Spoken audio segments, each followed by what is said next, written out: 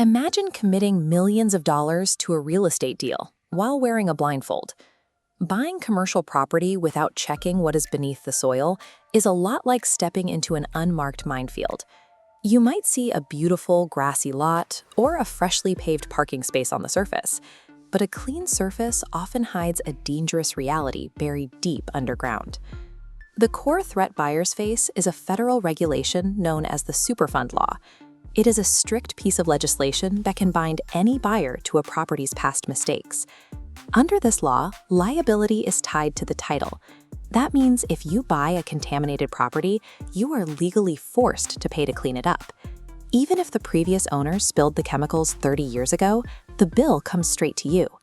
This remediation work requires specialized hazmat teams, heavy machinery, and years of digging. These operations can easily cost millions, often exceeding the value of the land itself. To avoid that trap, buyers rely on a Phase I environmental site assessment. It is a mandatory background check for the land, designed to spot these threats before you sign the papers. A Phase I assessment is a specific investigative protocol divided into 3 steps. Step 1 is intelligence gathering. Environmental professionals look decades into the past to see what used to exist on the land. They sift through historical fire insurance maps, old city directories, and satellite photos. By analyzing black and white aerial grids like this, investigators determine if today's quiet office park was once a heavy manufacturing site. Professionals scan specifically for businesses that processed heavy pollutants. Old chemical plants or forgotten dry cleaners leave massive environmental footprints for decades. Understanding a property's history is the only way to know if an empty lot is safe to build on, or if it's resting on top of toxic waste. Step 2 is field reconnaissance. This requires putting expert boots on the ground to inspect the site in person. Inspectors scan the physical environment for indicators that paper records might have missed. They look for dark chemical stains, patches of distressed vegetation, or suspicious vent pipes sticking out. Evidence of past use is often right on the surface. These vintage service station pumps, for example, indicate a history of fuel storage and a high potential for underground leaks. But there are strict rules of engagement. A Phase I inspection is strictly non-intrusive. The inspectors only observe and record. They do not drill, dig, or test the soil during this phase.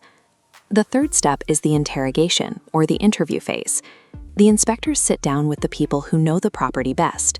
They question past owners, current tenants, and local fire or health officials to uncover information that isn't on any map and isn't visible on site. These 3 steps culminate in a search for RECs, or Recognized Environmental Conditions. A REC is the official classification for the presence or likely presence of hazardous chemicals on the property. By combining paper history, physical signs, and human interviews, the Recon mission exposes the true risks associated with the land. All of this intelligence is compiled into the final Phase I ESA report. This is the tactical dossier that tells the buyer whether the land is entirely clear or compromised by hazardous releases. If the report identifies a hazard, the protocol escalates to a Phase II assessment. This is where the team finally gets their hands dirty to physically test soil and groundwater. Unlike the observational Phase I, a Phase II operation is heavy-duty. It involves bringing in specialized equipment, like this excavator pulling up storage tanks, to verify exactly what leaked and how far it spread. But this intelligence comes with a ticking clock. Environmental conditions change rapidly, so Phase I report is strictly valid for only 180 days before the information goes stale.